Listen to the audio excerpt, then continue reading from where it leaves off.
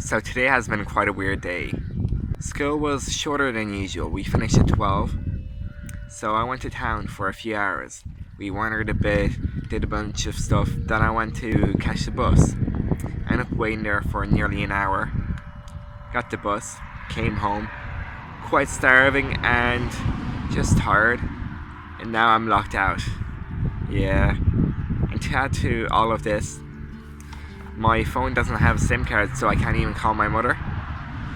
And my Wi-Fi doesn't really work outside. I mean, situations like this could get me down, and they have in the past, but when I look at it nowadays, I can just see the big picture.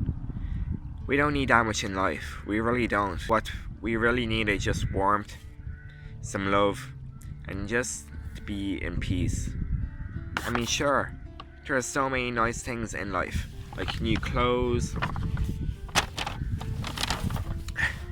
new books, holidays, etc. But honestly, you don't need it. And although they are all great objects to have, they are nothing more than objects. We don't really need these materialistic items.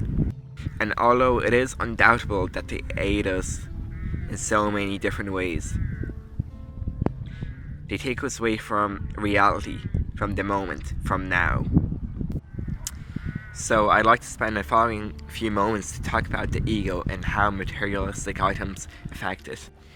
As you embark on your journey of life, you cannot absorb the items in a physical form or in a philosophical form, the meanings that they have, the hidden meanings. You cannot do that.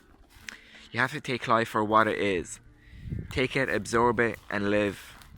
Well, how do you do that, Michael? You may be asking yourself. Through enlightenment. Enlightenment in its form is the ego's biggest and most substantial disappointment. We are all born enlightened. We are all born with the understanding that our humanness itself is the fulfillment of purpose. But as we grow up, we start to find things. This, him, her, I. And things such as materialism, greed, selfishness, lust, and envy fall us out of the world of awareness and into the world of definitions, decisions, and the separation from the spectrum of eternity and totality. We are all programmed into seeking far and wide, but the thing is, what we are seeking is right inside of us. I'll give a quick example. So in Buddhism, if you hold the door open for someone and they don't thank you, and you actually recognize this, and you think to yourself, why did they not thank me? What's wrong? You are not acting in full Buddhism. You are acting on your ego. You expected something in return for your actions. This is in eternity wrong. Our egotistical and ignorant assumption that there is something to be gained from every action is the single thing that takes us away from God or our chosen fate further than anything else. We as humans have become amazing at defining things. Maths, food, air, ground, soil. But what's there beyond that, we just do not know. The goal of life is not answering the unanswerable, and constant seeking for answers is what fuels our ego. The thing is that once we have answered one question, there are thousands of others. This is an endless cycle.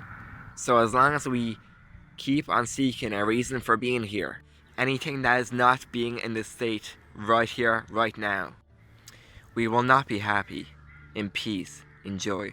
This is kind of the same for complicated topics.